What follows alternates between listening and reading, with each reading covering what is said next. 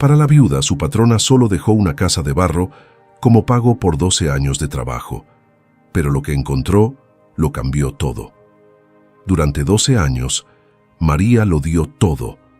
Dejó a sus propios hijos para cuidar de una patrona anciana y malhumorada que nadie más quería atender. 12 años de noches sin dormir, de aguantar humillaciones, de creer que tanta lealtad algún día valdría la pena. En su lecho de muerte, la señora le apretó la mano y le susurró: «No te preocupes, ya dejé todo arreglado. Vas a recibir lo que mereces».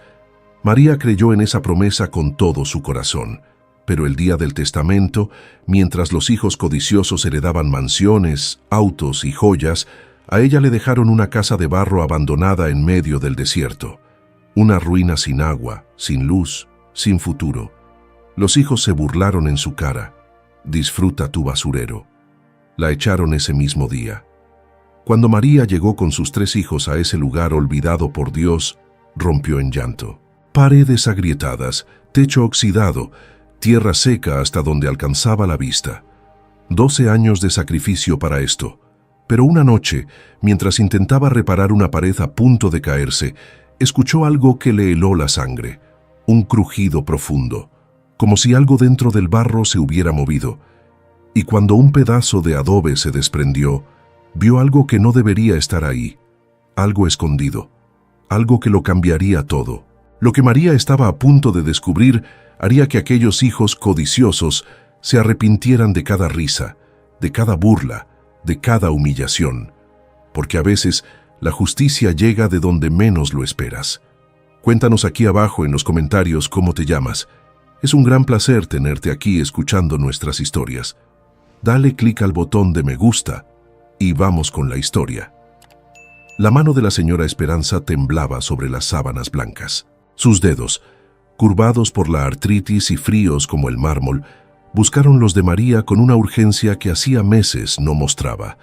Afuera, el viento de febrero sacudía las ventanas de la casona en el centro de Zacatecas, pero dentro de esa habitación apenas se escuchaba más que la respiración entrecortada de la anciana y el zumbido del viejo calentador. «No te preocupes», susurró la señora Esperanza con voz rasposa, apretando la mano de María con una fuerza sorprendente. «Ya dejé todo arreglado. Vas a recibir lo que mereces por estos años». María sintió que se le cerraba la garganta. 12 años. 12 años cuidando a esa mujer difícil, malhumorada, que gritaba por cualquier cosa y se quejaba hasta del agua que le servía. 12 años dejando a sus propios hijos con la vecina, corriendo de regreso a medianoche porque la señora tenía un dolor o un capricho.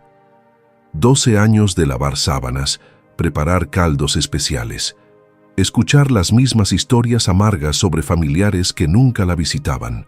«Descanse, señora», murmuró María limpiándole la frente con un paño húmedo.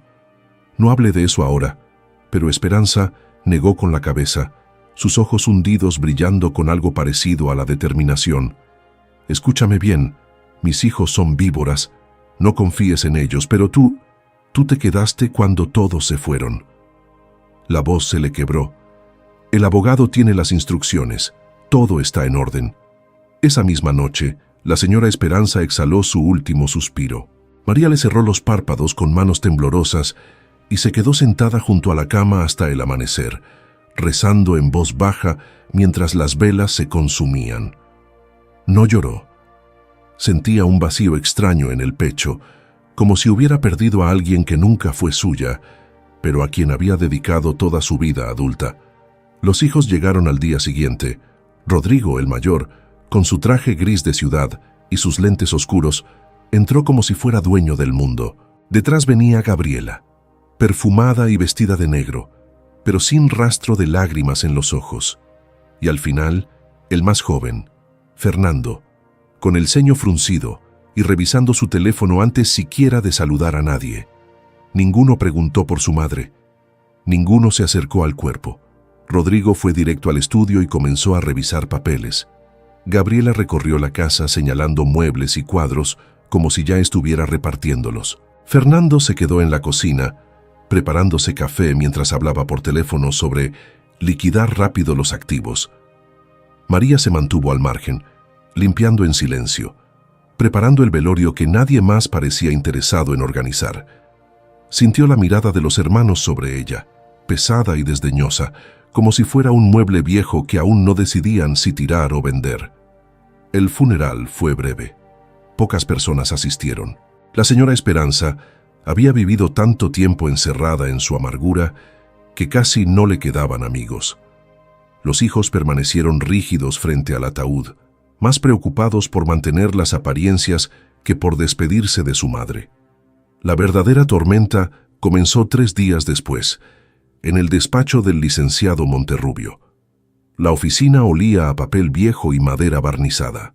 El abogado, un hombre de unos 60 años con bigote gris y modales formales, los hizo pasar a todos y les indicó que tomaran asiento. Rodrigo, Gabriela y Fernando se acomodaron en las sillas principales. María se quedó de pie junto a la puerta, sin saber bien si debía estar ahí. «Siéntese, señora María», dijo el licenciado con voz neutra, señalando una silla al fondo. «Usted también está incluida en el testamento». Los 3 hermanos voltearon a verla. Gabriela arqueó una ceja perfectamente delineada. Fernando soltó una risa corta y despectiva. Rodrigo simplemente frunció el ceño, como si la presencia de María fuera un insulto. El licenciado Monterrubio abrió la carpeta y comenzó a leer con voz monótona. Para Rodrigo, la casona de Zacatecas, valuada en 3 millones de pesos, más las cuentas bancarias principales. Para Gabriela, el departamento en Guadalajara, el automóvil Mercedes y la colección de joyas heredadas de la abuela. Para Fernando, las inversiones en la bolsa y el rancho de recreo en Aguascalientes. María escuchaba como quien oye llover. No esperaba nada, en realidad. Tal vez un poco de dinero, lo suficiente para pagar un año de escuela para sus hijos. Quizá algún mueble viejo que pudiera vender. Algo. El licenciado hizo una pausa, pasó la página y carraspeó. Para la señora María Luisa Reyes Ochoa, empleada fiel durante 12 años, la señora Esperanza Gómez de Villarreal deja en propiedad completa el terreno y construcción ubicados en el kilómetro 18 de la carretera al Valle de Guadalupe, con una extensión de 2 hectáreas. El silencio fue absoluto por 3 segundos. Luego, Fernando soltó una carcajada que resonó en las paredes. «¿Ese barraco?», exclamó sin poder contenerse. «¿La choza de barro donde mamá guardaba sus cosas viejas?». Gabriela se cubrió la boca con la mano, pero no pudo ocultar la sonrisa burlona. Rodrigo negó con la cabeza, como si acabara de confirmar algo que ya sospechaba. «Eso no vale ni 50,000 pesos», dijo con desprecio. «Está medio caído, no tiene agua corriente, ni siquiera tiene título de propiedad limpio». María sintió que la sangre se le iba de la cara. El licenciado extendió una carpeta hacia ella con documentos y una llave oxidada. Ella la tomó con manos temblorosas, sin entender bien qué acababa de pasar. «Puede retirarse cuando guste, señora María», dijo el abogado con una mirada que parecía compasiva. «Los trámites de transferencia ya están iniciados. La propiedad es legalmente suya». Afuera del despacho, en el pasillo, los hermanos la alcanzaron. Rodrigo caminó hasta quedar frente a ella, bloqueándole el paso. Olía a colonia cara y a algo más oscuro, algo parecido al rencor. «Escúchame bien», le dijo en voz baja pero amenazante. «No sé qué le metiste en la cabeza a mi madre, pero no creas que vas a conseguir nada más. Ese terreno es basura. Si intentas reclamar algo de esta herencia, te vamos a destrozar en los tribunales». Gabriela se acercó mirándola de arriba a abajo como si fuera un insecto. «Agradece que te dieron algo y lárgate. Tienes hasta mañana para sacar tus cosas de la casa y no se te ocurra llevarte nada que no sea tuyo». Fernando se rió otra vez, esa risa cruel que María había escuchado toda la semana. «Disfruta tu casa de barro, María. Espero que te alcance para vivir, porque trabajar aquí ya no vas a trabajar». Esa noche, María empacó sus pocas pertenencias en 2 maletas viejas. Sus hijos, Daniela de 11 años, Mateo de 9 y el pequeño Julián de 6, la miraban desde la puerta del cuarto de servicio donde habían vivido todos esos años. «¿Nos vamos, mamá?», preguntó Daniela con voz pequeña. «Sí, mi amor, nos vamos», ¿A dónde? María tragó saliva sintiendo el peso de las llaves en su bolsillo. No tenía respuesta. Solo tenía un terreno que ni siquiera conocía, en un lugar que los hijos de su patrona describían como un basurero.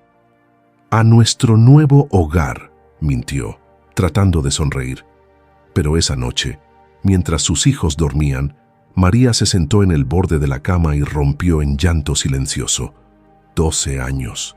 12 años de lealtad, de sacrificio, de quedarse despierta noches enteras cuidando a alguien que ni siquiera la quiso. Y esto era su recompensa, una casa de barro que valía menos que las joyas que Gabriela había heredado. Al día siguiente, tomaron el autobús a primera hora. El viaje duró 3 horas por carreteras secundarias, dejando atrás la ciudad hasta adentrarse en un valle donde el paisaje se volvía más seco, más desolado. Los niños miraban por la ventana en silencio, sintiendo el cambio en el aire, en el olor a tierra y matorral. El conductor los dejó en un cruce polvoriento donde apenas había una tienda abandonada y un poste de luz inclinado. María preguntó por el kilómetro 18. Un hombre viejo, sentado afuera de una casa de lámina, señaló hacia un camino de terracería que se perdía entre mezquites. «Por ahí, señora, como a medio kilómetro. Pero no hay nada, solo una casita vieja que ya nadie usa». Cargaron las maletas y caminaron bajo el sol inclemente de marzo. El viento levantaba polvo que les picaba los ojos. Julián se quejó del calor, de la sed, de que le dolían los pies.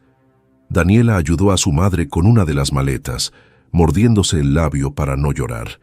Mateo caminaba cabizbajo como si supiera que algo terrible les esperaba. Y entonces la vieron. Al fondo del camino, entre arbustos secos y tierra agrietada, se alzaba una construcción baja, de paredes de adobe oscurecido, con el techo de lámina oxidada lleno de hoyos. Las ventanas no tenían vidrios, solo huecos negros como cuencas vacías. La puerta colgaba de una sola bisagra, torcida, apenas sostenida. Alrededor no había nada más, ni árboles, ni vecinos, ni señal de vida, solo silencio y desolación. María sintió que las piernas se le aflojaban. Esto no era una casa, era una ruina, un esqueleto de barro a punto de desmoronarse. «Mamá», susurró Daniela con lágrimas rodando por sus mejillas. «¿Aquí vamos a vivir?» María no pudo responder. Se quedó parada en medio del camino con las llaves oxidadas apretadas en su puño, mirando esa estructura que parecía burlarse de ella, de sus esperanzas, de todo lo que había sacrificado. Y entonces, desde algún lugar profundo dentro de la casa, escuchó un crujido, un sonido seco, como si algo se hubiera roto o desplomado, o como si algo o alguien se hubiera movido en el interior. Los niños se acercaron a ella, asustados. El viento sopló con fuerza, haciendo que la puerta torcida golpeara contra el marco con un golpe sordo que resonó en el valle vacío. María dio un paso hacia adelante con el corazón latiéndole en la garganta. Algo no estaba bien en esa casa. María empujó la puerta con cuidado. La madera hinchada por la humedad y el tiempo raspó contra el suelo de tierra, levantando una nube de polvo que les hizo toser. La luz del mediodía se filtraba por los huecos del techo, creando franjas doradas sobre un interior sombrío y vacío. El olor las golpeó primero.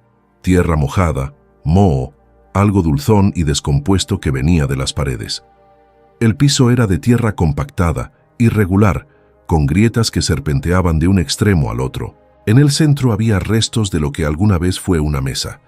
Tablones podridos apilados contra una esquina. Un viejo colchón sin sábanas ocupaba otro rincón, manchado y rasgado, con el relleno de algodón amarillento saliendo por los costados. «Mamá, huele feo», gimió Julián tapándose la nariz. María dejó las maletas junto a la entrada y caminó despacio por el único cuarto grande que componía la construcción. Las paredes de adobe estaban agrietadas, con pedazos de barro cayéndose en varios puntos. Podía ver el armazón de varas secas y paja entrelazadas bajo la capa exterior. En una esquina había una pequeña cocineta de leña oxidada, con 3 piedras negras alrededor donde alguna vez se encendió fuego. No había baño, no había luz eléctrica, no había agua corriente. Daniela se acercó a una de las ventanas sin vidrio y miró hacia afuera. El paisaje era el mismo en todas direcciones. Tierra seca, matorrales bajos, cielo inmenso y vacío. No se veía un solo vecino. No se escuchaba nada más que el viento silbando entre los huecos de la construcción. «¿Cuánto tiempo vamos a estar aquí?», preguntó con voz temblorosa. María quiso responder algo reconfortante, algo que le diera esperanza a sus hijos. Pero las palabras se le atascaron en la garganta. Se volteó para que no la vieran llorar y caminó hacia la pared del fondo, apoyando la palma de la mano contra el barro frío y áspero. 12 años para esto. «Mamá está cansada, mi amor», dijo finalmente, limpiándose las mejillas con el dorso de la mano. «Vamos a acomodarnos como podamos por hoy. Mañana veremos qué hacer». Pasaron la tarde tratando de hacer habitable ese espacio. María barrió la tierra con un manojo de ramas secas que encontró afuera. Mateo ayudó a sacar el colchón podrido, arrastrándolo hasta el patio donde lo dejaron bajo el sol. Daniela limpió las piedras de la cocineta mientras Julián juntaba ramas para hacer fuego. Cuando el sol comenzó a bajar, el frío llegó de golpe. María encendió el fuego con dificultad, usando las últimas páginas de un periódico viejo que había en su maleta y los palitos secos que Julián había recogido. Las llamas pequeñas y temblorosas apenas calentaban el espacio. Los niños se sentaron alrededor, envueltos en las 2 cobijas que habían traído, con los estómagos rugiendo de hambre. María había comprado pan y 2 latas de frijoles en la tienda del cruce. Calentó los frijoles en una olla abollada que encontró detrás de la casa y repartió el pan entre sus hijos. Comieron en silencio, mirando las llamas, escuchando los crujidos de la madera vieja y el viento que golpeaba las láminas sueltas del techo. «¿Mañana podemos volver a la ciudad?», preguntó Julián con la boca llena. «No, mi amor, ya no tenemos casa allá». «Pero aquí tampoco tenemos casa», dijo Mateo con esa lógica aplastante de los niños. «Esto es un lugar feo». María tragó saliva, sintiendo que se le cerraba el pecho. «Es lo que tenemos. Y vamos a estar bien. Ya verán».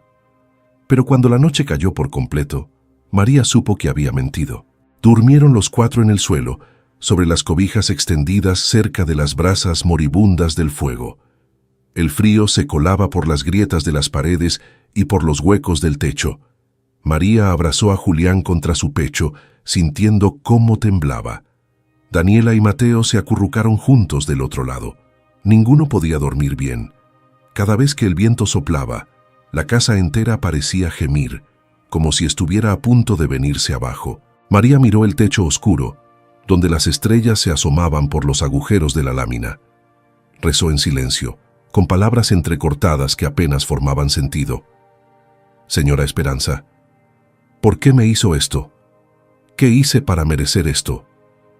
Pero solo el viento le respondió silbando entre las rendijas. Los días siguientes fueron una batalla constante contra la desesperación. María intentó reparar las paredes como pudo. Mezcló barro con agua en un balde oxidado que encontró en el patio y lo aplicó sobre las grietas más grandes. Pero el barro nuevo se secaba desigual, cayéndose en pedazos al día siguiente. El techo goteaba cada vez que pasaba una nube, empapando el piso y convirtiendo la tierra en lodo pegajoso. Caminó hasta el cruce para pedir trabajo. Le dijeron que en el pueblo más cercano, a 10 kilómetros, tal vez encontrara algo en las tiendas o en algún rancho. Pero sin transporte, sin dinero para el autobús, era imposible llegar. Intentó plantar una pequeña huerta en el patio, usando semillas que un hombre del cruce le regaló por lástima. Pero la tierra era dura como piedra, seca y agrietada. Las pocas semillas que logró enterrar no brotaron. El dinero que tenía ahorrado se agotó en 2 semanas. Pan, frijoles, un poco de arroz, velas, nada más. Los niños adelgazaron. Daniela dejó de preguntar cuándo volverían a la escuela. Mateo se volvió callado, distante. Julián lloraba todas las noches. Una tarde, mientras María estaba sentada en el patio mirando el horizonte vacío, una camioneta vieja se detuvo frente a la propiedad. Un hombre de unos 50 años, con sombrero de paja y camisa a cuadros, bajó y se acercó caminando despacio. Buenas tardes, señora, dijo quitándose el sombrero. Disculpe la molestia. Me llamo Esteban Rivas. Tengo un rancho a 5 kilómetros de aquí. María se puso de pie, limpiándose las manos en el delantal sucio. Buenas tardes. El hombre miró la casa con expresión incómoda, como si no supiera bien cómo decir lo que venía a decir. Mire, señora, yo conocí a la dueña anterior de esta propiedad, la señora Esperanza, hace muchos años. Vine porque quería ver si usted estaría interesada en vender este terreno. María sintió un destello de esperanza. ¿Vender? Claro, podía vender esto, conseguir algo de dinero, irse a otro lado, empezar de nuevo. ¿Cuánto ofrece?, preguntó con voz temblorosa. Esteban se rascó la nuca, incómodo. La tierra aquí no vale mucho, señora. No hay agua cerca. No se puede sembrar bien. La casa está casi perdida. Hizo una pausa. Le puedo ofrecer 20,000 pesos. A María se le cayó el alma a los pies. 20,000 pesos. No era nada. Apenas le alcanzaría para rentar un cuarto en la ciudad por unos meses. ¿Y después qué? Volvería a estar en la calle, sin trabajo, sin referencias, con 3 hijos que alimentar. Déjeme pensarlo, murmuró. Esteban asintió, le dejó un papel con un número de teléfono y se fue. María volvió a entrar a la casa. Los niños estaban sentados en el suelo, jugando con piedras que habían pintado con ceniza del fuego. Se veían sucios, cansados, tristes. Ya no parecían niños, parecían sombras. Esa noche, después de acostarlos, María se quedó despierta mirando las paredes de barro. Las odiaba. Odiaba cada grieta, cada pedazo que se caía, cada gota que filtraba el techo. Odiaba a la señora Esperanza por haberle dado esta miseria como pago. Odiaba a los hijos por haberla humillado. Se odiaba a sí misma por haber confiado, por haber creído que la lealtad significaba algo. Se levantó y caminó hasta la pared del fondo, donde el barro estaba más agrietado. Apoyó la frente contra ella, sintiendo la frialdad áspera contra su piel. «¿Qué hice mal?», susurró. «¿Qué hice mal para terminar así?». Y entonces, justo en ese momento, la pared crujió. No fue un crujido normal, de madera vieja o de casa asentándose. Fue un sonido profundo, como si algo dentro de la pared se hubiera movido. María dio un paso atrás, con el corazón latiéndole rápido. Miró la grieta frente a ella. Era más grande de lo que recordaba, y parecía diferente, como si estuviera hueca detrás. Extendió la mano con cuidado y tocó el borde de la grieta. Un pedazo de barro se desprendió, cayendo al suelo con un golpe seco. Detrás del barro exterior, en lugar de las varas entrelazadas que esperaba ver, había un hueco oscuro. María sintió un escalofrío recorrerle la espalda. Se arrodilló, acercando la vela que había dejado en el piso. La luz temblorosa iluminó el interior de la pared, y ahí, en la oscuridad, brilló algo metálico. María acercó más la vela, con la mano temblando tanto que la llama bailaba proyectando sombras erráticas en las paredes. El hueco en el adobe era más profundo de lo que parecía, y ahí, encajado entre las varas secas y el barro endurecido, había algo rectangular oscuro cubierto de polvo y telarañas. Metió los dedos con cuidado, sintiendo el metal frío y oxidado. Jaló despacio, pero lo que fuera que estaba ahí dentro estaba bien atascado. Tuvo que arrancar más pedazos de barro, ensanchando la grieta hasta que pudo meter la mano completa. El objeto se dio con un crujido seco. María lo sacó, sosteniéndolo contra su pecho mientras se sentaba en el suelo de tierra. Era una caja de metal, del tamaño de una caja de zapatos, completamente oxidada en las esquinas, con una cerradura antigua sin llave. Pesaba, mucho más de lo que esperaba. El corazón le latía tan fuerte que sentía el pulso en las sienes. Miró hacia donde dormían sus hijos, acurrucados bajo las cobijas. Seguían inmóviles, perdidos en el sueño profundo del agotamiento.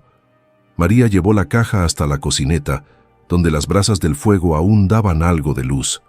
La dejó sobre una piedra y buscó entre sus cosas hasta encontrar un cuchillo viejo. Metió la punta en la cerradura oxidada y empujó con fuerza. La cerradura era antigua, débil. Al tercer intento, se rompió con un chasquido metálico. Abrió la tapa despacio y se quedó sin aire. Adentro había billetes, muchos billetes, algunos amarillentos y viejos, de denominaciones que ya no se usaban. Pero también había billetes más nuevos, enrollados y atados con ligas que se habían vuelto quebradizas. Debajo de los billetes, envueltas en un trapo oscuro, había joyas, anillos de oro, un collar con piedras que brillaban a la luz del fuego, aretes con incrustaciones que parecían antiguas. Y al fondo de la caja, doblada varias veces, había una hoja de papel grueso, amarillenta por el tiempo. María tomó el papel con manos temblorosas y lo desdobló con cuidado. La tinta estaba desvanecida en algunos lugares, pero aún se podía leer. Era una carta, escrita a mano, con la letra temblorosa de la señora Esperanza. «Querida María», comenzaba. María sintió que las lágrimas le quemaban los ojos antes de poder leer la segunda línea. «Si estás leyendo esto, es porque no vendiste la casa. Es porque te quedaste aquí tratando de repararla, demostrando la humildad y la perseverancia que siempre tuviste. Sabía que lo harías. Te conozco mejor de lo que crees». La voz de la señora Esperanza parecía resonar en las palabras, áspera y directa, sin rodeos. «Mis hijos son buitres, María. Lo supe desde que eran jóvenes. Nunca me visitaron por amor. Nunca se preocuparon por mí. Solo querían mi dinero, mis propiedades, todo lo que pudieran arrancar. Si te hubiera dejado dinero en el banco, habrían encontrado la forma de quitártelo con abogados y artimañas. Si te hubiera dado la mansión, te habrían echado a la calle el mismo día». María leía con las lágrimas rodando por sus mejillas, empañando las palabras. «Esta casa de barro fue donde nací, María. Aquí vivió mi madre y mi abuela antes que ella. Era una familia humilde, de campesinos que trabajaban la tierra cuando todavía había agua en este valle. Cuando me casé y me fui a la ciudad, guardé esta casa como un secreto. Nunca la vendí, nunca se la dije a mis hijos. Este lugar era mi refugio, el único pedazo de mi vida que ellos no podían tocar». La carta continuaba con letra más temblorosa, como si la señora Esperanza hubiera estado muy enferma cuando la escribió. «Durante años guardé aquí lo que realmente importaba. No es solo esta caja, María. Hay más, mucho más. El oro que heredé de mi familia, las joyas que nunca usé, el dinero que fui ahorrando sin que mis hijos lo supieran. Todo está en estas paredes, escondido en el barro, lejos de sus ojos codiciosos. El valor de lo que hay aquí es 10 veces lo que vale la mansión de Zacatecas, tal vez más». María dejó de respirar. Miró las paredes alrededor, las grietas, los pedazos de barro que se caían. ¿Cuánto más había escondido ahí? «Todo es tuyo, María. Cada peso, cada joya, cada gramo de oro. Lo mereces. Me cuidaste cuando nadie más lo hizo. Me diste compañía cuando el mundo me había olvidado. Dejaste a tus hijos para atender mis caprichos de vieja amargada. Esta es mi forma de pagarte y de asegurarme de que mis hijos no se queden con nada más de lo necesario». La carta terminaba con unas últimas líneas, escritas con trazo más firme, como si la señora Esperanza hubiera recuperado fuerzas para escribirlas. «No seas tonta, María. No les digas nada. No confíes en nadie. Saca todo con cuidado y úsalo para darles una buena vida a tus hijos. Ellos sí merecen un futuro. Los míos ya tuvieron el suyo y lo desperdiciaron. Adiós, niña. Que Dios te bendiga. Esperanza». María dobló la carta y la apretó contra su pecho, sollozando en silencio. No eran lágrimas de tristeza, eran lágrimas de alivio, de gratitud, de algo parecido a la redención. La señora Esperanza no la había traicionado, todo lo contrario. Le había dado lo único que sus hijos no podrían arrebatarle, un secreto. Pero el alivio duró poco. María miró la caja de metal, luego las paredes agrietadas, y sintió que el peso de la situación caía sobre ella como una losa. Si había más escondido en esas paredes, ¿cómo iba a sacarlo sin que nadie se diera cuenta? ¿Y si alguien venía y la veía rompiendo las paredes? ¿Y si los hijos de la señora Esperanza sospechaban algo? Guardó la caja debajo de las cobijas donde dormía, cubriéndola con su cuerpo. No durmió el resto de la noche. Se quedó despierta, escuchando cada sonido del viento, cada crujido de la madera, cada ladrido lejano de un perro. Al amanecer, los niños se despertaron. Daniela bostezó y se estiró frotándose los ojos. Mateo salió al patio a orinar detrás de un arbusto. Julián se acurrucó contra María, todavía medio dormido. ¿Tienes hambre, mi amor?, preguntó María, acariciándole el pelo enredado. Julián asintió sin abrir los ojos. María se levantó, escondiendo la caja detrás de unas piedras apiladas en una esquina, cubriéndola con trapos viejos. Preparó lo último que les quedaba, un poco de arroz aguado y medio pan duro. Los niños comieron en silencio, con los ojos perdidos, acostumbrados ya al hambre. Después del desayuno, María mandó a los niños a jugar afuera. Necesitaba pensar, necesitaba revisar las paredes sin que ellos preguntaran qué estaba haciendo. Comenzó por la pared donde había encontrado la primera caja. Golpeó suavemente con los nudillos en diferentes puntos, escuchando. En algunos lugares, el sonido era sólido, denso, pero en otros sonaba hueco, vacío. Eligió una sección que sonaba especialmente hueca, cerca del suelo, y comenzó a arrancar el barro con las manos. La capa exterior era dura, pero detrás estaba más suelta. Jaló pedazos grandes que se desmoronaban entre sus dedos, y ahí, en el hueco, había otra caja, más pequeña que la primera pero igual de pesada. La abrió con el corazón latiéndole salvajemente. Más dinero, más joyas, y algo envuelto en papel de periódico viejo, monedas de oro, antiguas, brillantes incluso bajo la capa de polvo. María se echó a reír, una risa nerviosa, casi histérica, que no podía controlar. Había más, mucho más. La señora Esperanza no había mentido. Pasó las siguientes 2 horas revisando cada pared, golpeando, escuchando, arrancando barro en los puntos que sonaban huecos. Encontró 4 cajas más. Algunas contenían dinero, otras joyas envueltas en trapos. Una tenía documentos viejos, escrituras de propiedades que María no entendía bien, pero que parecían importantes. Y en la última, al fondo del hueco más grande, había lingotes pequeños de oro, envueltos en tela encerada. Cuando terminó, había un montón de cajas y objetos apilados en el centro del cuarto. María se sentó en el suelo, rodeada de todo aquello, tratando de procesar lo que acababa de encontrar.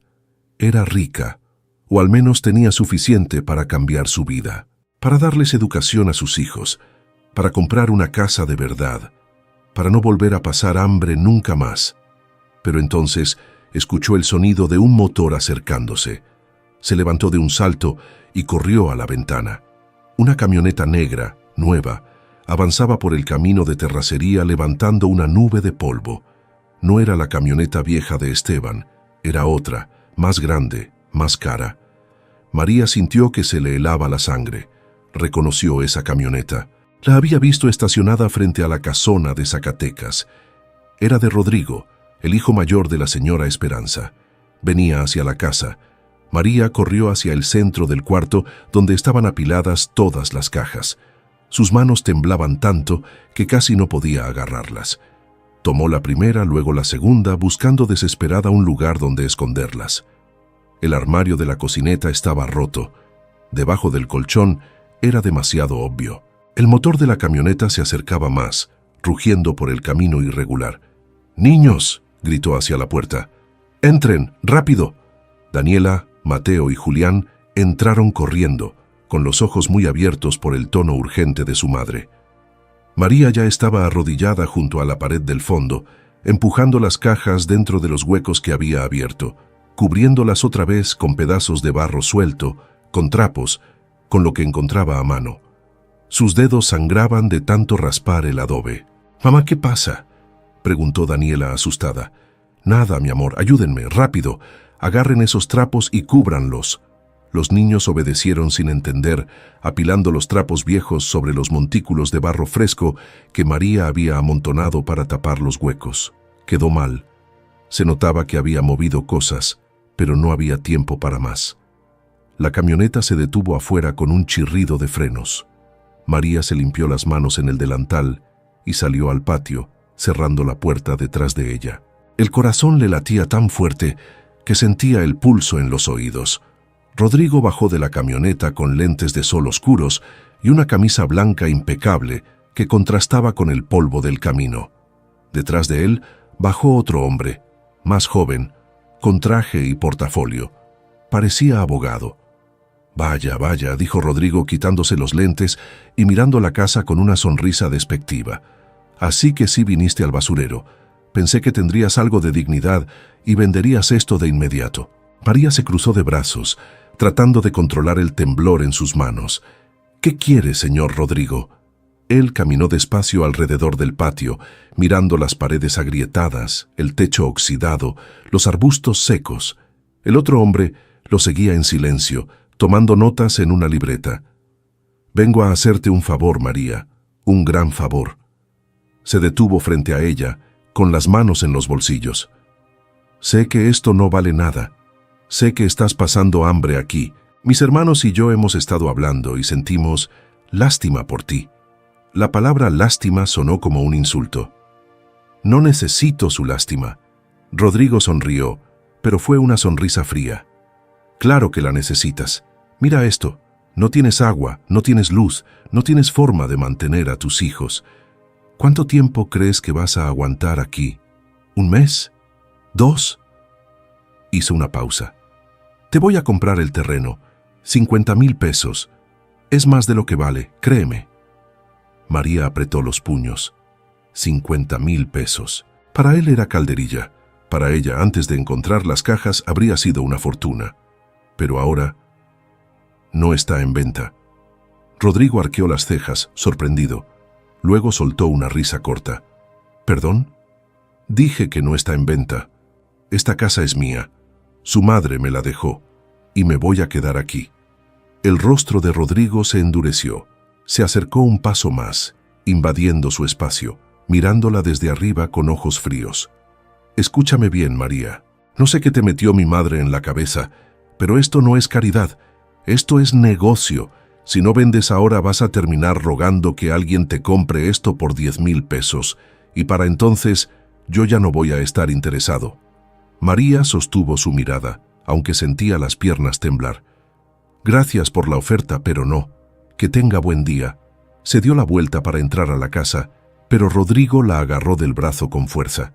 María sintió el apretón como un dolor agudo que le subió hasta el hombro. «No me des la espalda», siseó él, acercando su rostro al de ella. «¿Sabes quién soy yo? ¿Sabes lo que puedo hacer? Puedo hacer que pierdas esta propiedad en los tribunales. Puedo demostrar que mi madre no estaba en sus cabales cuando hizo ese testamento. Puedo hacer que te quedes sin nada». María lo miró directo a los ojos, sintiendo algo oscuro y frío en su pecho. «Suélteme». Rodrigo la soltó con un empujón. María trastabilló hacia atrás, pero no cayó. Adentro, escuchó a Julián comenzar a llorar. El hombre del portafolio se aclaró la garganta, incómodo. «Señor Villarreal, tal vez deberíamos...». «Cállate», le cortó Rodrigo sin mirarlo. Volvió su atención a María. «Tienes una semana para pensarlo. Después de eso voy a empezar los trámites legales para anular el testamento, y te aseguro que voy a ganar. Siempre gano». Caminó hacia su camioneta, pero antes de subir, se detuvo y miró la casa otra vez. Sus ojos recorrieron las paredes, el techo, como si estuviera evaluando algo. «¿Sabes qué es lo más gracioso?», dijo de repente. «Mi madre odiaba este lugar. Nunca entendí por qué no lo vendió. Decía que tenía recuerdos, pero era una vieja sentimental y ridícula». Se subió a la camioneta. «Una semana, María, piénsalo bien».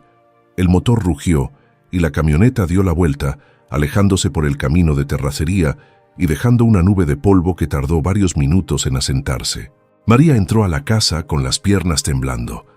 Los niños estaban sentados en el suelo, asustados. Daniela abrazaba a Julián, que sollozaba contra su hombro. Mateo miraba la puerta con los puños cerrados, como si quisiera pelear, pero no supiera cómo. «¿Quién era mamá?», preguntó Daniela. «Nadie importante, mi amor, ya se fue». Pero María sabía que eso no era cierto. Rodrigo no era de los que se rendían fácilmente, y si empezaba a investigar, si contrataba abogados, si hacía preguntas sobre la casa y sobre por qué su madre la había dejado en el testamento, no. Tenía que ser inteligente, tenía que sacar todo el tesoro de las paredes y esconderlo en otro lugar antes de que él regresara. Y tenía que hacerlo rápido, sin llamar la atención.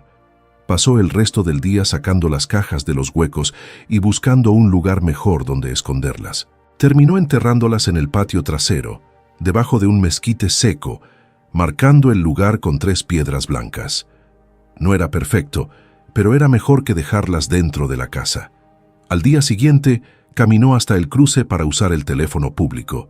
Llamó al licenciado Monterrubio. «Señora María», dijo el abogado con tono sorprendido. «¿Cómo está? ¿Todo bien con la propiedad?» «Licenciado, necesito preguntarle algo. ¿Es verdad que Rodrigo Villarreal puede anular el testamento?» Hubo una pausa larga del otro lado de la línea. «¿Le dijo eso?» «Vino ayer, me amenazó. Dijo que iba a demostrar que la señora Esperanza no estaba en sus cabales cuando lo firmó». El licenciado suspiró. «Señora María, el testamento de la señora Esperanza es sólido. Fue redactado con todas las formalidades legales, con testigos, con evaluación médica. Ella estaba completamente consciente de lo que hacía. Rodrigo puede intentar impugnarlo, pero le va a costar mucho dinero y muy probablemente perderá». «Muy probablemente». «No está seguro». Otra pausa.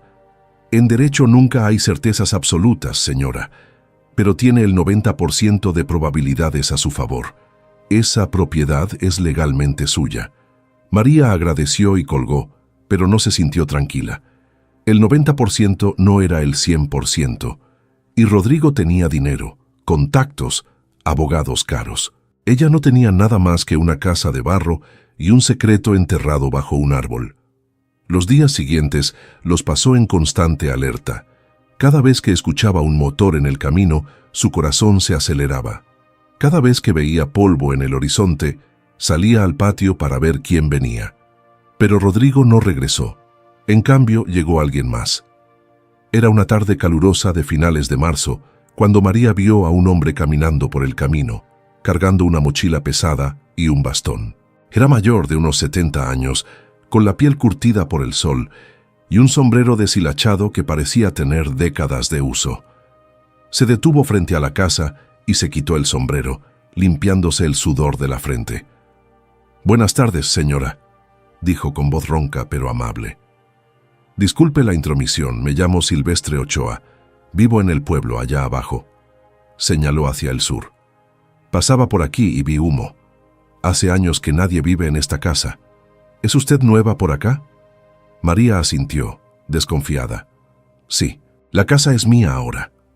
Silvestre miró las paredes, el techo y asintió despacio. «Ah, ya veo. Entonces usted es la que heredó de la señora Esperanza». La miró con ojos cansados pero penetrantes. Ella fue buena mujer, a su manera. Difícil, pero buena. ¿La conoció? «Claro. Nací en este valle. Conocí a su familia desde que era niño. Su abuela, doña Refugio, era partera. Atendió el nacimiento de mi hermana».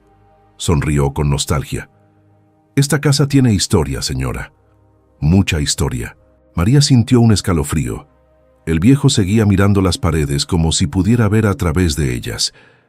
«¿Sabe?», continuó Silvestre, ajustándose la mochila, «hubo una época en que esta casa era de las más ricas del valle.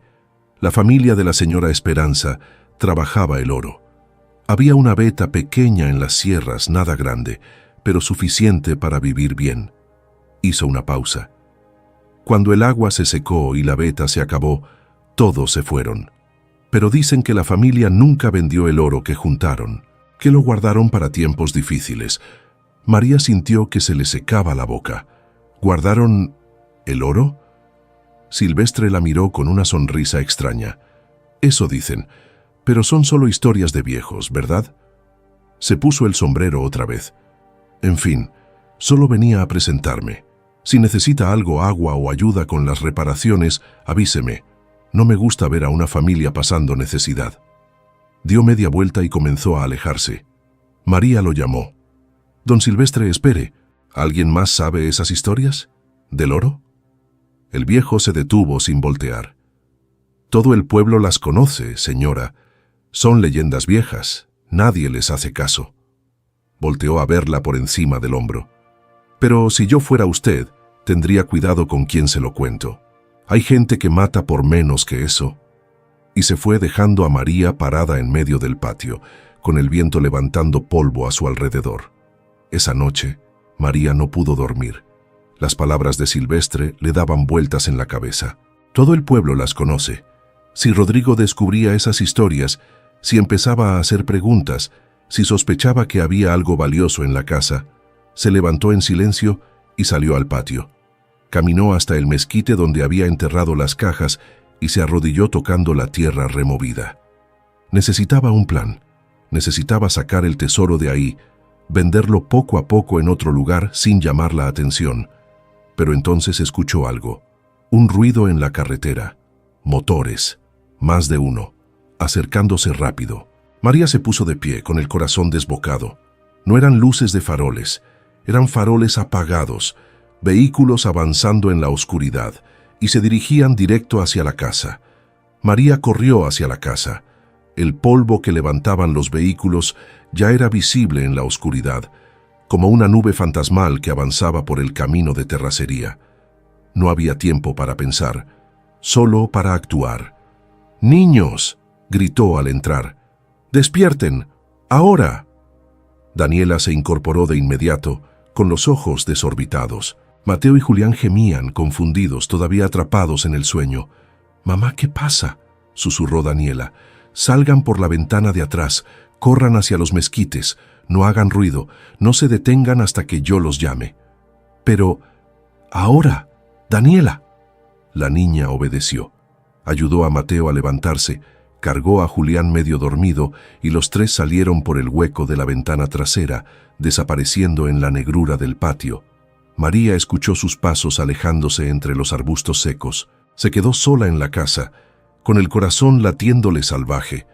Agarró un palo grueso que usaba para remover el fuego y se paró junto a la puerta, apretándolo con ambas manos. Las luces de los vehículos iluminaron las paredes exteriores. María escuchó las puertas abrirse, pasos sobre la tierra, voces bajas. «Está oscuro. ¿Seguro que alguien vive aquí? La camioneta del patrón la vio hace 3 días. Hay ropa colgada ahí atrás. Alguien está».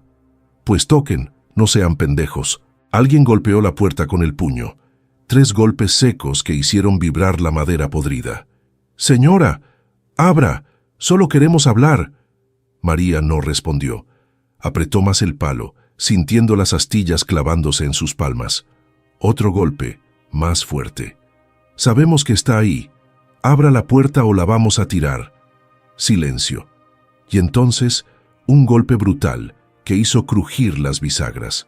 La puerta se abrió de un empujón y 3 hombres entraron en tropel, alumbrando con linternas que cegaron a María. El primero era un hombre corpulento, con playera negra y gorra. El segundo era más delgado, nervioso, con tatuajes en los brazos. El tercero se quedó en la entrada, más grande que los otros 2, con una cadena gruesa colgando del cuello. «Ahí está», dijo el de la gorra, apuntándola con la linterna. «Solita.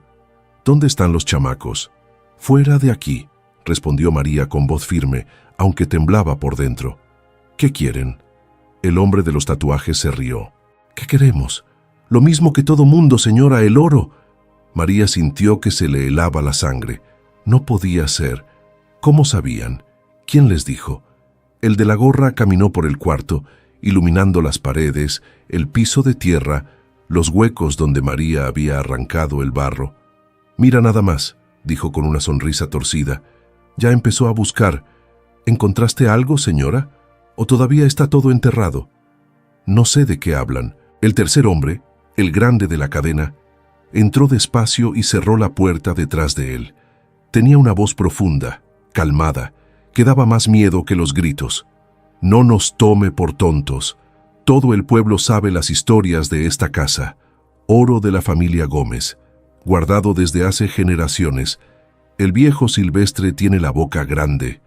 Le contó a medio cantina que había una viuda nueva en la casa, buscando entre las paredes. Se acercó más. «Así que díganos dónde está. Nos lo llevamos, nos vamos y nadie sale lastimado». María retrocedió hasta quedar contra la pared. Apretó el palo con más fuerza. «No hay nada aquí, solo barro y basura. Pueden revisar todo lo que quieran». El de los tatuajes se acercó a una de las paredes y comenzó a golpearla con un martillo que sacó de su cinturón. El adobe se desmoronaba bajo los golpes, cayendo en pedazos grandes. Metió la mano en el hueco que había abierto, revolviendo entre las varas secas. «Aquí no hay nada», gruñó. «Prueba del otro lado», dijo el de la gorra. Comenzaron a destrozar las paredes metódicamente, abriendo agujeros por todas partes, arrancando el barro con las manos, con herramientas, con lo que fuera. María los miraba con impotencia, rezando en silencio para que no encontraran nada. Todo estaba enterrado afuera. Todo estaba a salvo.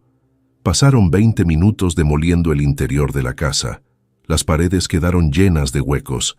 El piso estaba cubierto de pedazos de adobe. Pero no encontraron nada. El de la cadena se volteó hacia María, con el rostro oscurecido por la frustración. «Última oportunidad, señora. ¿Dónde está?» «Les dije que no hay nada». El hombre se acercó despacio, hasta quedar a centímetros de ella. María podía oler su aliento agrio y caliente. «¿Sabe qué pasa con la gente que nos miente?», susurró. «Terminan muy mal». «No me importa lo que hagan conmigo», dijo María sosteniendo su mirada. «Pero si le tocan un pelo a mis hijos, les juro que...» «¿Qué?», interrumpió el hombre con una sonrisa cruel. «¿Qué vas a hacer, señora? ¿Pegarnos con tu palito?». Le quitó el palo de las manos con un movimiento brusco y lo tiró al suelo. Luego la agarró del brazo y la arrastró hacia afuera. «Vamos a buscar afuera. Si está enterrado, lo vamos a encontrar. Y si no cooperas, vamos a buscar también a tus hijos». María forcejeó, pero el hombre era demasiado fuerte. La sacó al patio, donde los otros dos ya estaban iluminando el terreno con sus linternas. El de los tatuajes pateó las piedras, movió los arbustos, inspeccionó cada rincón, y entonces se detuvo frente al mezquite. «Miren aquí», dijo, agachándose. «La tierra está removida, fresca». María sintió que se le paraba el corazón. El hombre comenzó a escarbar con las manos. Los otros dos se unieron, cavando rápido, aventando la tierra a los lados. No tardaron ni 5 minutos en encontrar la primera caja. «Aquí está», gritó el de los tatuajes, sacándola con esfuerzo. «Lo sabía, lo sabía». Abrieron la caja ahí mismo. El brillo del oro y las joyas iluminó sus rostros codiciosos. Se rieron, se dieron palmadas en la espalda. Comenzaron a sacar más cajas una tras otra. María cayó de rodillas en la tierra. Había perdido. Todo lo que la señora Esperanza le había dejado, todo lo que podría haber salvado a sus hijos, estaba siendo robado frente a sus ojos. «Llévenlo todo al carro», ordenó el de la cadena. «Rápido, antes de que alguien pase». Pero entonces, desde el camino, llegó el sonido de otro vehículo. Luces, faros potentes que iluminaron todo el terreno. Los 3 hombres se congelaron. El de la cadena sacó un cuchillo de su cinturón. ¿Quién chingados es? Una camioneta de la policía rural se detuvo frente a la casa. 2 hombres bajaron con uniformes y linternas. Uno de ellos era más viejo, con bigote gris y una placa que brillaba bajo la luz de la luna. «¿Qué está pasando aquí?», preguntó con voz firme. El de la cadena escondió el cuchillo y sonrió tratando de parecer tranquilo. «Nada, oficial. Solo estamos ayudando a la señora a buscar unas cosas que perdió». El policía miró las cajas abiertas, el oro esparcido, los huecos en la tierra. Luego miró a María, todavía de rodillas, con lágrimas en los ojos. «¿Es cierto eso, señora?». María negó con la cabeza. «Están robando. Vinieron por la fuerza. Destrozaron mi casa. Se están llevando todo». El policía más joven puso la mano en su arma. «Ustedes 3 contra la pared. Ahora». El de la cadena dio un paso atrás evaluando la situación. Por un momento, María pensó que iban a pelear, pero entonces el hombre levantó las manos lentamente. «Tranquilo, oficial. No queremos problemas. Demasiado tarde para eso. Manos contra la camioneta, los 3». Los esposaron uno por uno mientras el policía más viejo ayudaba a María a levantarse. «¿Está bien, señora? ¿Le hicieron daño?» «Mis hijos», susurró María, «están escondidos en los mezquites». El policía llamó hacia la oscuridad. Daniela salió primero cargando a Julián. Mateo venía detrás, temblando.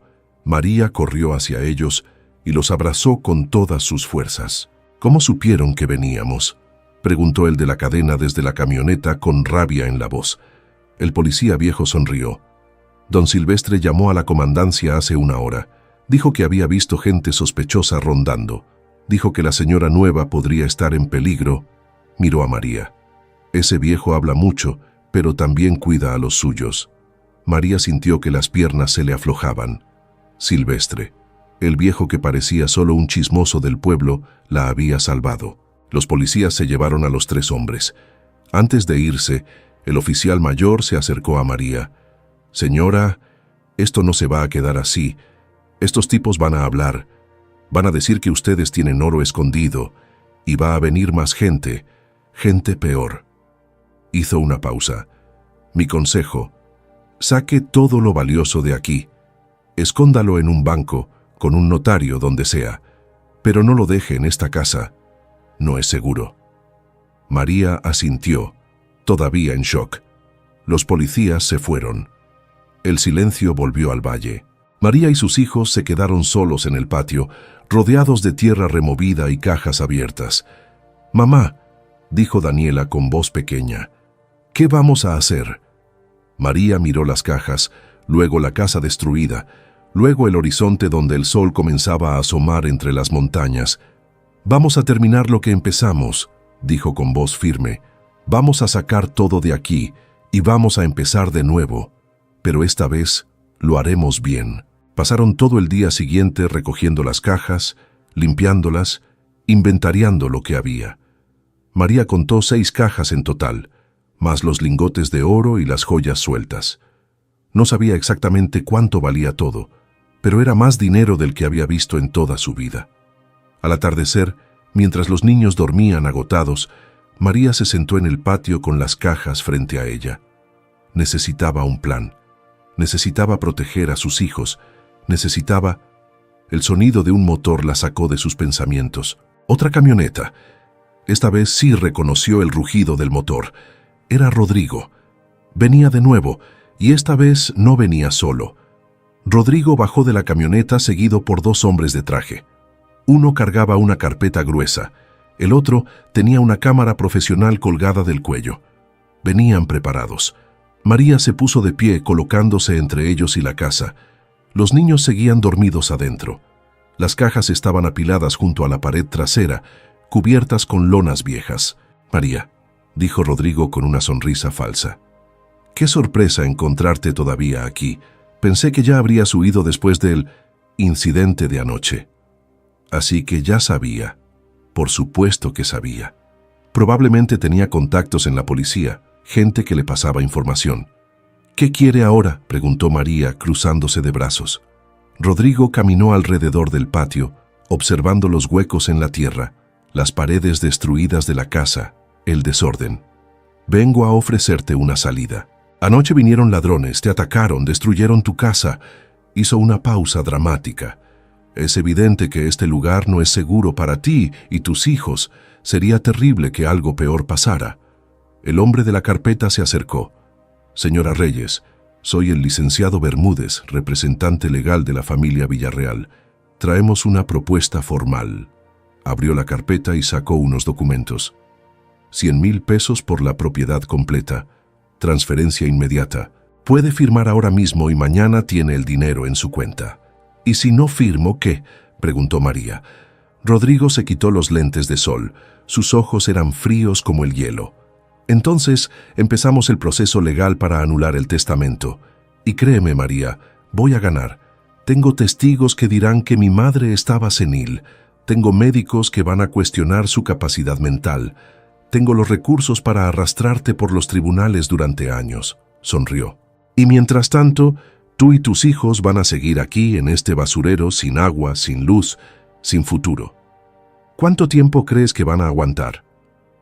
El hombre de la cámara comenzó a tomar fotos de la casa destruida, de las paredes con huecos, del techo oxidado.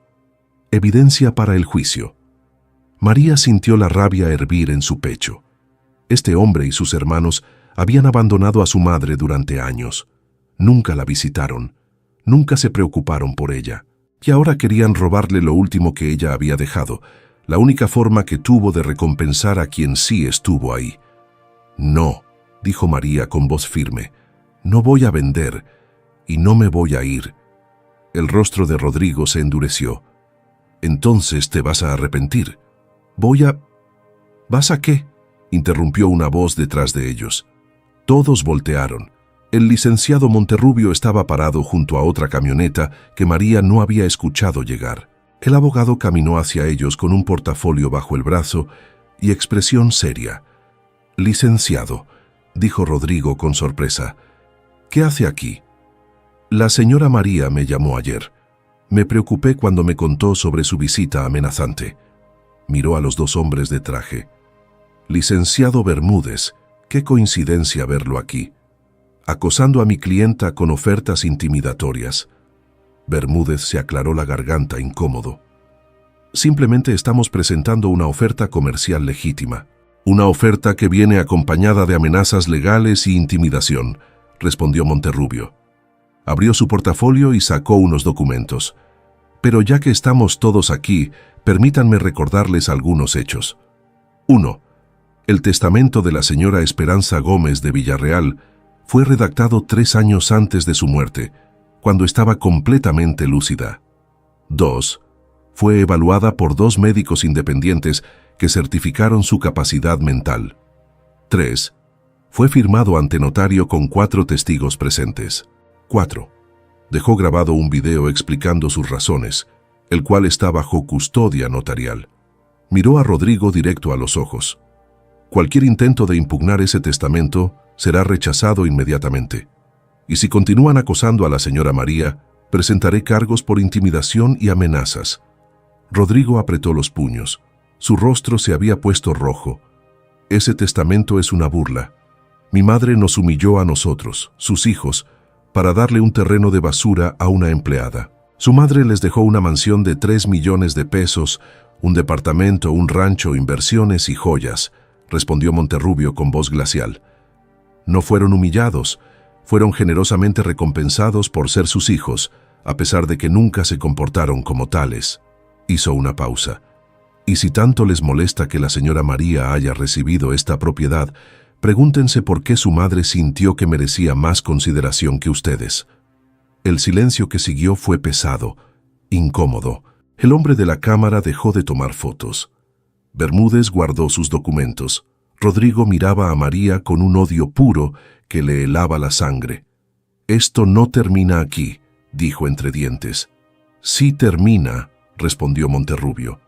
«Y si vuelven a molestar a mi clienta, no solo presentaré cargos, también me aseguraré de que todo el mundo sepa cómo los hijos de Esperanza Gómez trataron a la única persona que cuidó de su madre hasta el final. Zacatecas es una ciudad pequeña, señor Villarreal. Las reputaciones se arruinan rápido». Rodrigo subió a su camioneta sin decir otra palabra. Los 2 hombres de traje lo siguieron. El motor rugió y se alejaron a toda velocidad, levantando una nube de polvo que ocultó el camino durante varios minutos. Cuando el polvo se asentó, María se volvió hacia Monterrubio. «Gracias, licenciado. No sé qué habría hecho sin usted». El abogado sonrió por primera vez. «La señora Esperanza me pidió que la protegiera, señora María. Me hizo jurar que no dejaría que sus hijos la intimidaran». Sacó un sobre de su portafolio. «Y me pidió que le entregara esto cuando llegara el momento adecuado». María tomó el sobre con manos temblorosas. Adentro había otra carta, más corta que la primera. «María, si estás leyendo esto es porque mis hijos intentaron quitarte lo que te dejé. Sabía que lo harían. Por eso contraté al mejor abogado de Zacatecas y le pagué por adelantado para que te defendiera. No estás sola, nunca lo estuviste. Usa lo que encontraste para construir la vida que mereces. Y si alguna vez dudas de ti misma, recuerda que fuiste más hija para mí que los 3 que parí. EGV». María se llevó la carta al pecho, con lágrimas rodando por sus mejillas. Esta vez no eran lágrimas de dolor, sino de algo más profundo: gratitud, redención. Monterrubio le puso una mano en el hombro. Ahora, señora María, hablemos de cómo vamos a proteger lo que encontró en esta casa. Necesitamos moverlo a un lugar seguro antes de que más gente venga buscando. Durante las siguientes semanas, María trabajó con el licenciado para asegurar el tesoro. Llevaron todo a un banco en Guadalajara, donde lo depositaron en una caja de seguridad. Vendieron las joyas y los lingotes de oro poco a poco, a través de casas de subastas y joyerías discretas, para no levantar sospechas. El dinero era más del que María había imaginado. Los lingotes de oro valían casi 2 millones de pesos. Las joyas antiguas, otro 1,5 millones. El dinero en efectivo, aunque algunas denominaciones ya no servían, se cambió por casi medio millón más. 4 millones de pesos en total. Una fortuna. Pero María no perdió la cabeza. Lo primero que hizo fue comprar una casa pequeña, pero digna, en un pueblo cercano a Zacatecas, con 3 habitaciones, agua corriente, luz eléctrica. Los niños lloraron de felicidad la primera noche que durmieron en camas de verdad, con sábanas limpias, sin frío, sin miedo. Inscribió a Daniela, Mateo y Julián en buenas escuelas. Compró uniformes, libros, mochilas. Contrató a una tutora para ayudarlos a ponerse al día después de los meses perdidos. Invirtió parte del dinero en un pequeño negocio de costura y ropa de trabajo. No quería ser rica, quería ser independiente. Quería que sus hijos vieran que el dinero no se regala, se trabaja, que la dignidad no se compra, se construye. Y con el resto del dinero, María hizo algo que la señora Esperanza habría aprobado. Creó un pequeño fondo para ayudar a otras viudas en situaciones difíciles. Mujeres que habían perdido a sus esposos y no tenían apoyo. Madres solas que luchaban por sacar adelante a sus hijos. Les daba pequeños préstamos sin intereses, las ayudaba a encontrar trabajo, pagaba las colegiaturas de sus hijos. No se hacía publicidad, no presumía. Solo ayudaba, en silencio, de la misma forma en que alguien la había ayudado a ella. Los meses pasaron. El otoño dio paso al invierno. Una tarde de diciembre, María estaba cosiendo en el patio de su nueva casa cuando Daniela llegó corriendo con un periódico en las manos. «Mamá, mira esto». Era la sección de sociales del diario de Zacatecas. Había una pequeña nota sobre la familia Villarreal. Rodrigo había tenido que vender la mansión de su madre para pagar deudas de juego. Gabriela estaba siendo demandada por un préstamo impagado de 400,000 pesos. Fernando había sido arrestado por conducir en estado de ebriedad y chocar su auto contra una fuente pública. La herencia, que parecía inagotable, se les había escurrido entre los dedos en menos de un año. María leyó la nota 2 veces y luego la dobló despacio.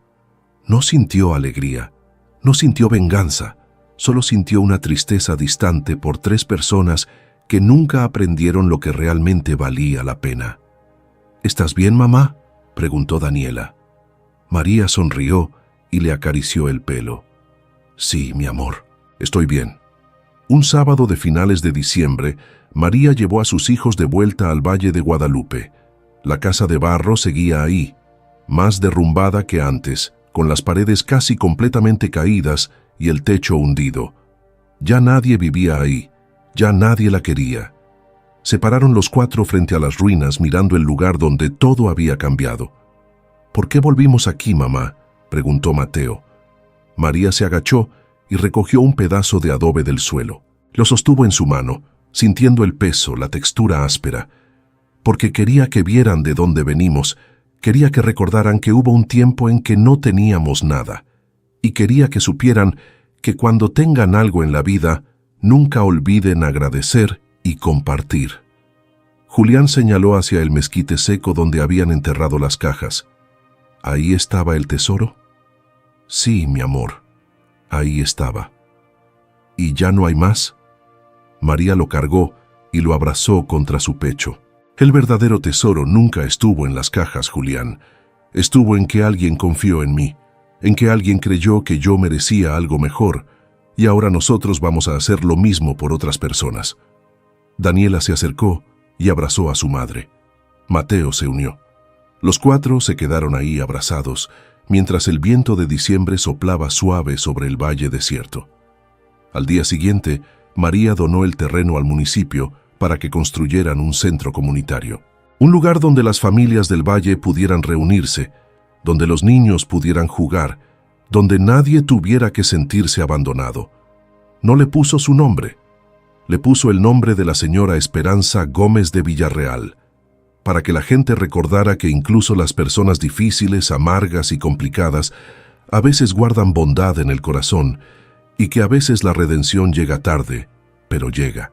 2 años después, María estaba sentada en el pórtico de su casa, cosiendo un vestido mientras el sol de la tarde pintaba el cielo de naranja y morado. Sus hijos jugaban en el patio. Daniela leía un libro bajo un árbol. Mateo construía una casita con palitos. Julián perseguía a un perro que habían adoptado meses atrás. La radio en la cocina tocaba una canción vieja. El olor a frijoles recién hechos salía por la ventana. Había ropa limpia colgada en el tendedero, moviéndose suave con la brisa. Todo era simple. Todo era tranquilo. Todo era suficiente.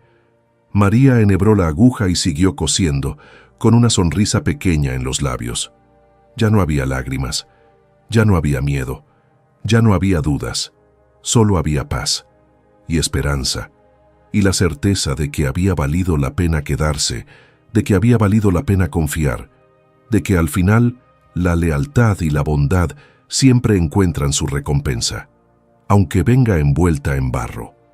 A veces, lo que parece una maldición es en realidad una bendición disfrazada. María nos enseña que la verdadera riqueza no está en las apariencias, sino en la dignidad con la que enfrentamos las tormentas de la vida. Cuando el mundo te humilla y te ofrece migajas, no te rindas. Tal vez justo ahí, en lo que todos desprecian, está escondido tu tesoro. La lealtad, la perseverancia y el corazón noble nunca pasan desapercibidos, aunque a veces la recompensa tarde en llegar. Y recuerda, quienes heredan sin esfuerzo pierden sin entender, pero quienes construyen con sacrificio jamás olvidan el valor de lo que tienen. No subestimes lo que Dios pone en tus manos, porque hasta en el barro más humilde puede esconderse oro. Si te gustó esta historia, te van a encantar las que vienen, así que haz clic en el botón de suscribirte aquí en el canal. Dios te bendiga.